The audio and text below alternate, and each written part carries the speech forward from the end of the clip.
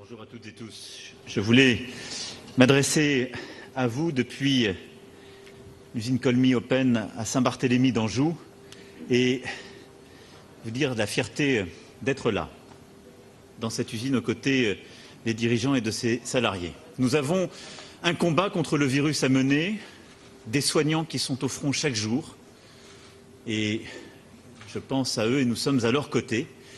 Et évidemment des soignants qui sont à protéger, à équiper et un défi que nous connaissons depuis le début, sur lequel le Premier ministre, le ministre de la Santé, plusieurs membres du gouvernement sont revenus ces derniers jours, qui est celui des équipements, des matières premières, de notre capacité donc à les aider. Ce sont d'abord les masques chirurgicaux ou dits FFP2, donc ces masques de protection pour les soignants. Nous le savons. Les difficultés que nous avons rencontrées sont liées à la très forte augmentation de la consommation que nous avons de ces masques. Nous sommes passés de 4 millions par semaine à 40 millions par semaine pour les soignants, à peu près. Et cela a mis une forte tension avec un stock existant. Le Premier ministre et le ministre y sont revenus il y a quelques jours, en début de crise, qui était de 140 millions de masques disponibles. Et avec au fond une certitude qui avait présidé au choix passé, qui était que ces masques, on pouvait les importer très facilement, qu'ils étaient produits en très grande quantité à l'autre bout du monde, souvent en Chine, parfois ailleurs, et qu'il n'y avait pas lieu de stocker massivement des milliards et des milliards de masques. Le monde a changé depuis quelques semaines, a créé une tension inédite sur les marchés mondiaux et des difficultés profondes. Le gouvernement a édicté une doctrine pour ne jamais être en rupture et pouvoir toujours équiper les soignants qui sont les plus exposés au virus. Les destockages se font chaque semaine et nous continuons d'être vigilants. Mais pour faire face à la crise, à ces 40 millions de masques dont nous avons besoin par semaine, au moins, plusieurs décisions ont été prises. D'abord, celle d'importer massivement et vite. Plus d'1 milliard de masques venant de Chine et les commandes sont en train d'arriver, avec des commandes supplémentaires qui sont d'ores et déjà passées.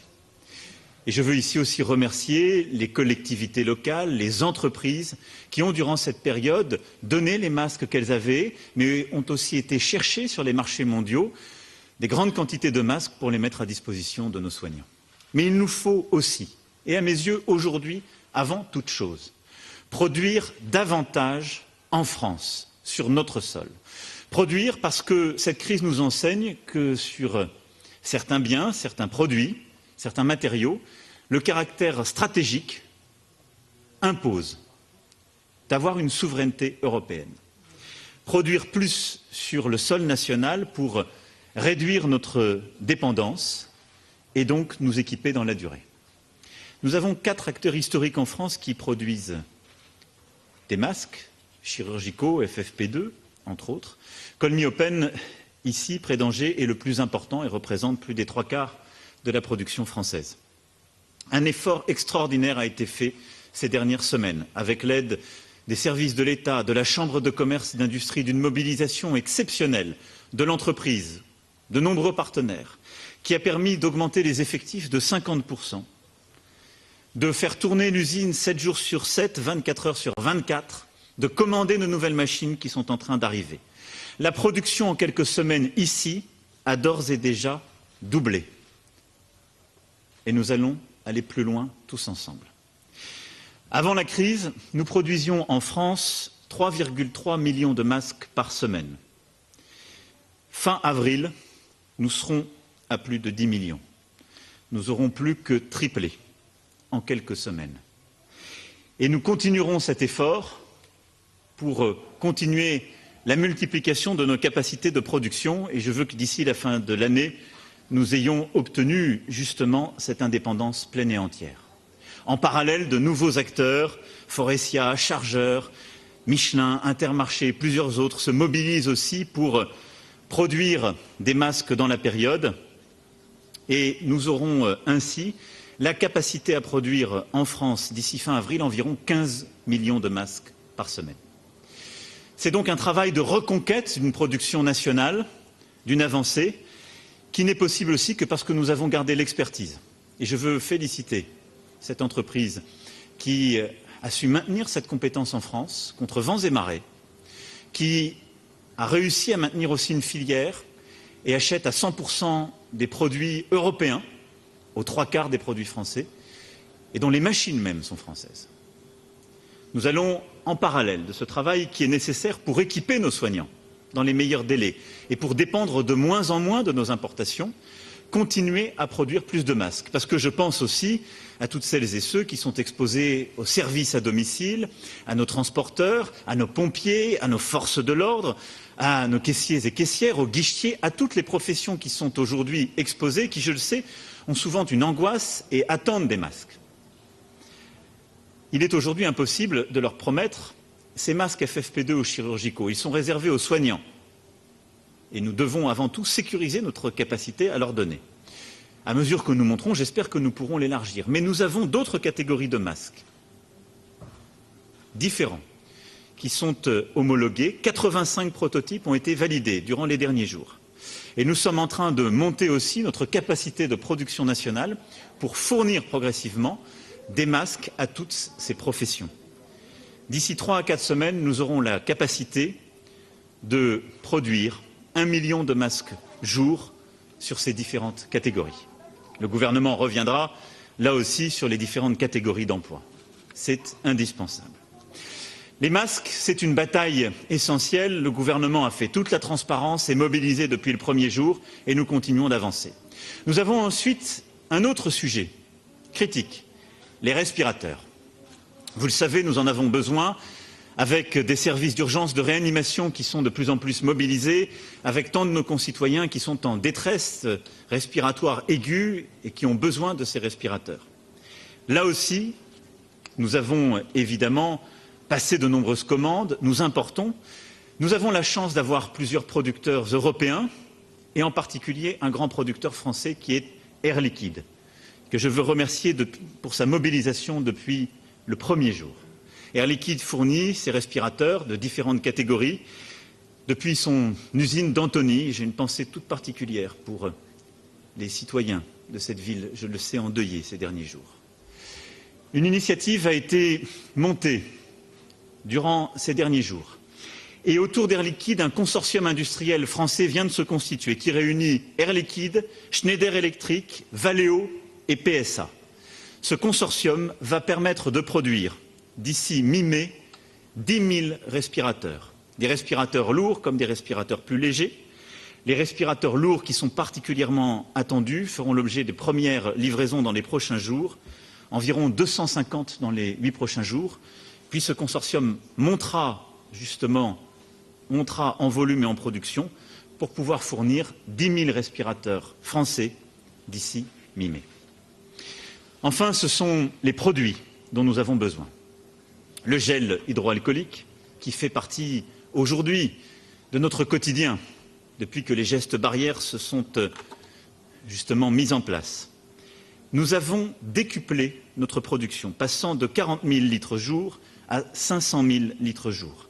Je veux remercier là aussi l'ensemble de nos industriels, de nos fabricants, mais aussi des pharmaciens, des établissements de santé à qui nous avons donné la possibilité de produire, qui se sont mobilisés d'une manière exceptionnelle durant cette période pour produire et apporter ces gels.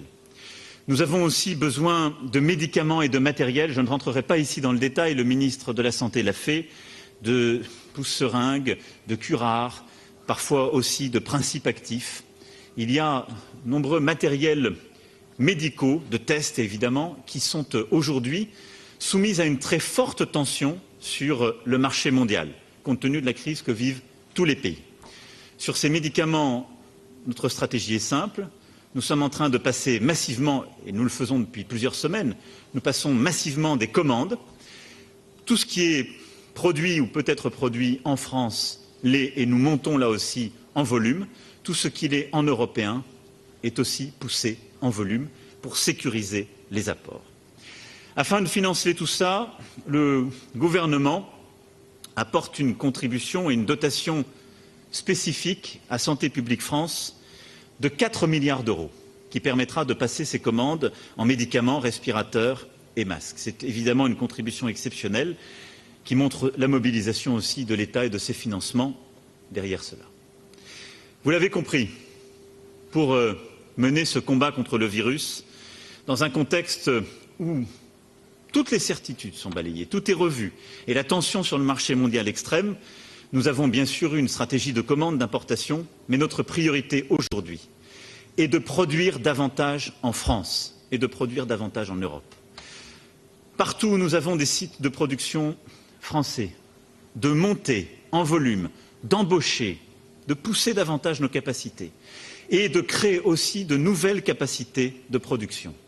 Je veux ici remercier nos dirigeants d'entreprise, nos entrepreneurs de France, les salariés, les ouvriers de nos grands groupes, de nos ETI, de nos PME, qui sont mobilisés dans cette bataille, qui sont cette deuxième ligne dont j'ai parlé la semaine dernière. La première ligne est celle des soignants.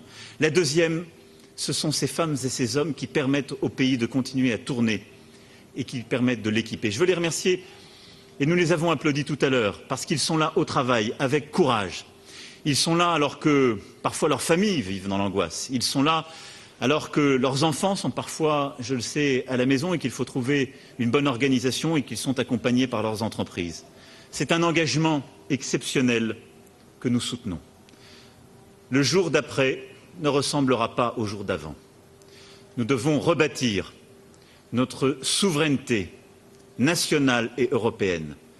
Nous avons commencé avant crise et vous m'avez souvent entendu vous en parler. Nous avons passé des réformes qui permettent à notre pays d'être plus compétitif. Mais il nous faut retrouver la force morale et la volonté pour produire davantage en France et retrouver cette indépendance. C'est ce que nous commençons de faire avec force courage sur les produits de première nécessité pour cette crise. C'est ce que nous continuerons à faire le jour d'après. Souveraineté. Souveraineté et solidarité.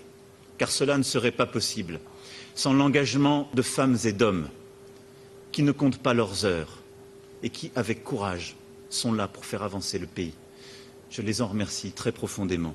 Je vous remercie. C'est cette France unie à laquelle je crois. C'est cette France unie dont nous avons aujourd'hui ici le visage, mais qui, partout en France, se déploie avec force et qui nous permettra de gagner contre cet ennemi invisible, car il n'est pas invincible. Merci à toutes et tous. Vive la République et vive la France.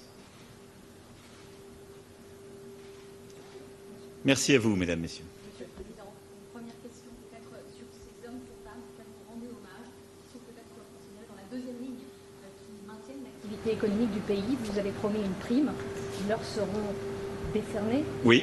Est-ce que vous prévoyez de l'étendre et est-ce que vous prévoyez de revoir son montant? Pour être clair, la prime, ce sont les entrepreneurs, les entreprises qui les versent. L'État, le gouvernement peut l'accompagner en décidant de supprimer les cotisations et impôts qui, normalement, accompagnent ces dispositifs.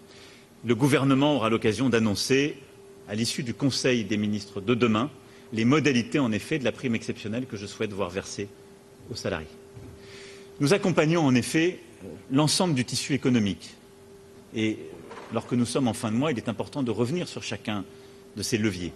Nous avons décidé des reports exceptionnels de charges, aussi de loyers et d'échéances qui étaient extrêmement importantes et angoissantes. Nous avons mis en place un dispositif de chômage partiel, en nous inspirant de nos voisins, mais en étant plus généreux qu'eux, dont le gouvernement a précisé les dispositifs, mais qui est aujourd'hui le dispositif de chômage partiel le plus généreux d'Europe, et qui permet d'éviter le licenciement dans ces périodes de crise. Pourquoi nous le faisons? Parce que nous avons constaté, lorsque nous avons vécu la crise économique il y a 10 ans, que la France avait à ce moment-là détruit beaucoup d'emplois et donc de compétences.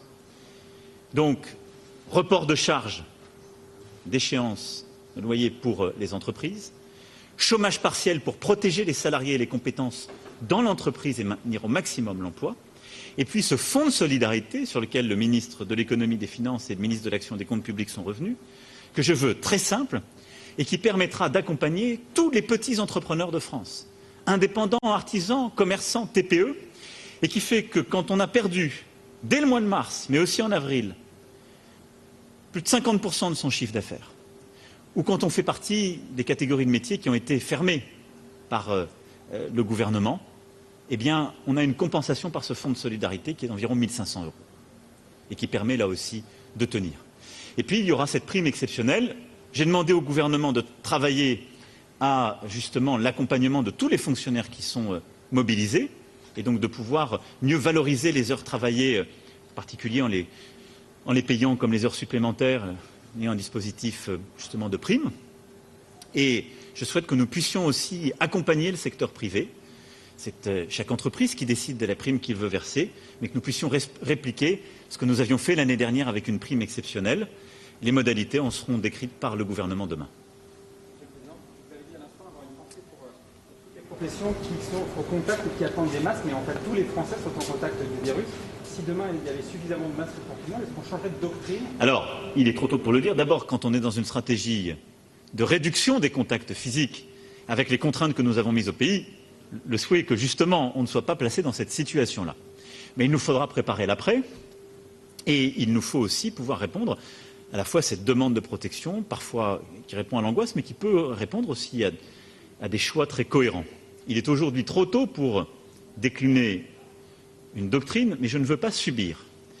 Et donc, ma priorité, c'est de produire des masques pour les soignants et pour toutes les personnes qui sont exposées, parce que quand je dis les soignants, on a aussi, et c'est ce que nous avons déployé, les personnes qui sont dans les EHPAD, les personnes qui sont souffrantes, les personnes qui sont dans le médico-social ou dans le social, à qui il y a eu des livraisons exceptionnelles, mais en plus petite quantité de masques.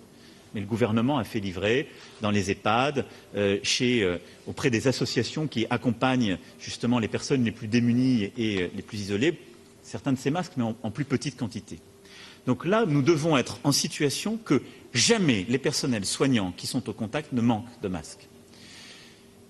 Donc nous sommes en train de corriger la situation qui fait qu'on avait une contrainte qui était liée au stock trop faible par rapport à la rapidité de la propagation du virus, de cet afflux de personnes malades et les tensions sur le marché mondial. Donc ma priorité, c'est ça, c'est la stratégie que le gouvernement vous a décrite et c'est ce que je viens de vous annoncer en termes de capacité à produire.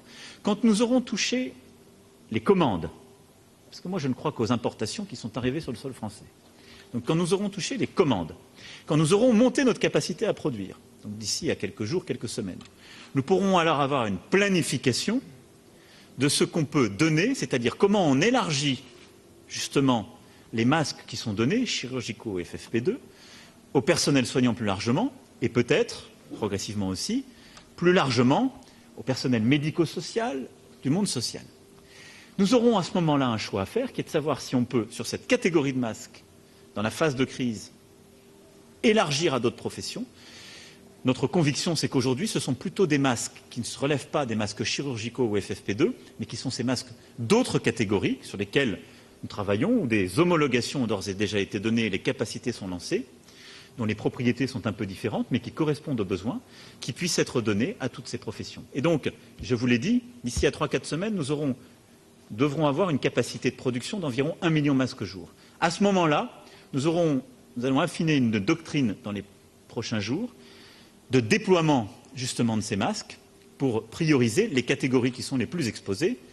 Je parlais de nos forces de l'ordre, je parlais des sapeurs-pompiers, je parlais aussi, tout à l'heure, des salariés le disait très justement, des transporteurs. Et progressivement, on l'élargira parce que, à la fois, il y a un besoin et il y a une demande sociale qui est là. Je la constate comme vous. Et donc, plus on voudra que le pays sorte d'une situation de crise aiguë, plus on devra accompagner cette sortie de crise aiguë d'une capacité à équiper. Vous avez justifié les choix passés, est-ce que vous vous exonérez de la responsabilité de la faiblesse des stocks français? Non, sur ce sujet, mon tempérament n'est jamais de m'exonérer de quoi que ce soit. Mais j'ai un principe simple. Quand on mène une bataille, on doit être unis pour la gagner.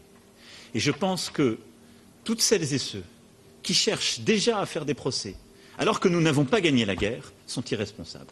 Le temps viendra de la responsabilité. Ce temps viendra. Et il est légitime et démocratique. Et à ce moment-là, la transparence complète devra être faite. Mais j'appelle d'abord à la dignité et à l'esprit de responsabilité celles et ceux qui construisent des certitudes avec les connaissances d'aujourd'hui quand ça n'était pas celles d'hier. Vous savez, je pourrais retrouver les paroles de toutes celles et ceux qui vous expliquent les grandes difficultés, qui, quelques jours avant ma première allocution du 12 mars, expliquaient qu'il serait indigne de reporter les élections municipales, tout ça est une mise en scène du gouvernement, il va trop loin. Donc, tout le monde a appris. Et nous apprenons tous avec beaucoup d'humilité, parce que cette pandémie est inédite. Donc il faut avoir de l'humilité, tous, ceux qui agissent. C'est ce que je demande au gouvernement, ce que je m'applique à moi-même, ceux qui commentent. Donc l'humilité est de mise et ne revoyons pas les semaines passées à l'aune des connaissances d'aujourd'hui. Elles ont quasiment changé chaque jour. Et vous le savez bien, vous qui informez, et on apprend chaque jour de cette crise partout dans le monde. Ensuite, c'est un principe de méthode.